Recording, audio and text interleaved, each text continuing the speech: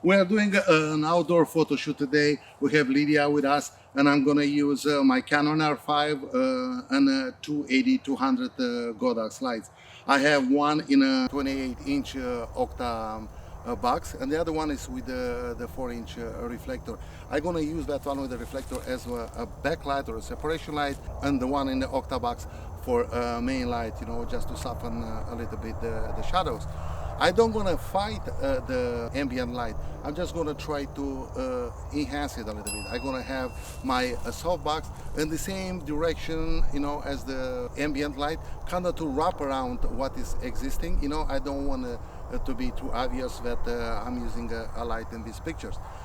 The backlight, you know, I'm gonna use it in the same direction as the sun, so it'll be like, you know, just to enhance a little bit what we already have here. I'm going to start with an 85 1.2 lens on my Canon, just to get a nice blur background and work a little bit the area around. And I'm waiting for the ambient light level to drop a little bit so I can put the flashes to work. Usually outdoors I start with my main light 22 degrees from my subject face and just working around because it looks more natural, and for my taste I think it looks very good on everybody.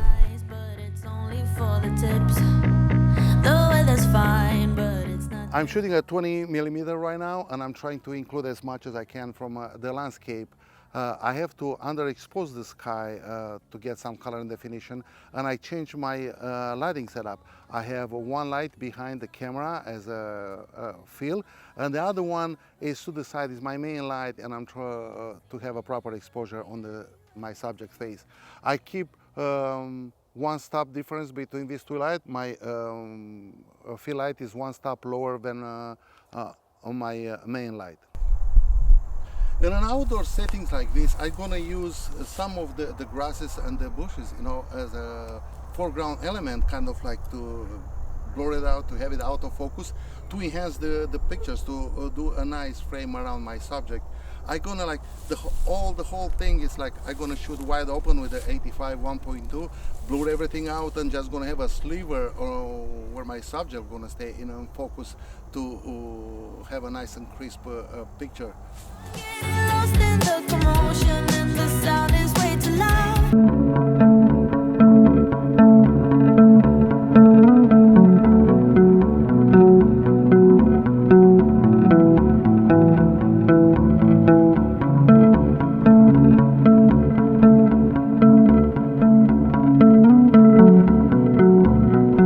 The softbox is to the side, 35 degrees, and I have the other light in the background as like a separation light.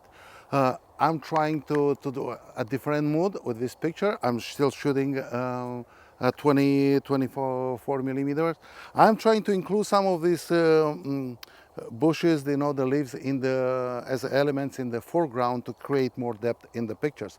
And this is how they look. I need a shoulder, 'cause I don't know anybody here. It's awfully lonely. I smile, but they just stare, and I see misery everywhere.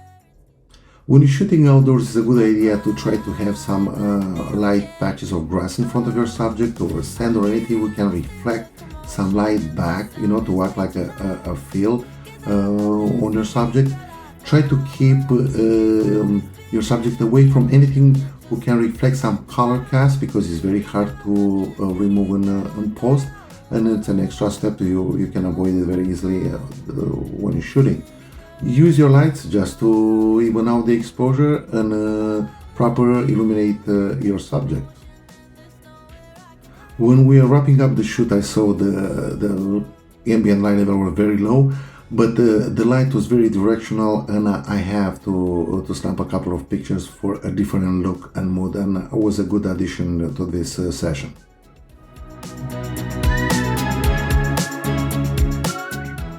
As you see, guys, we move in different locations, try different lighting setups, and we try to get different looks.